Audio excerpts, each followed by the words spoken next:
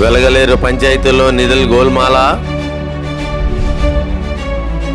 గుంటకు Subbareddy PGRS complaint పై స్పందించి enquiry పెట్టిన collector.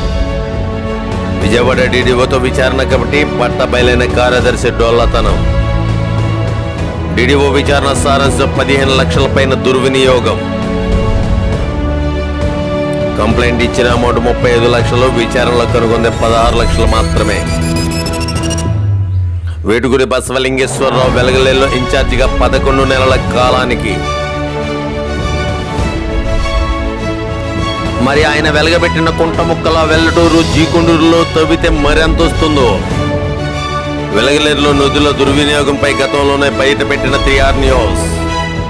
ఎన్ని ఎంక్వైరీలు పెట్టిన అధికారులను మేనేజ్ చేసిన వేటుకూరి. చదువురాని సర్పంచ్లే టార్గెట్, కాంట్రాక్టు మనది, సంతకాలు మనవే.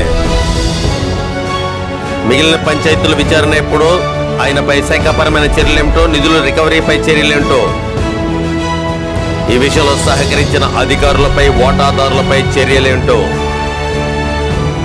పూర్తి వివరాలతో మెయిన్ వార్తలో మీ ముందుకి మీ 3R news. Individual investigation journalism yours 3R news.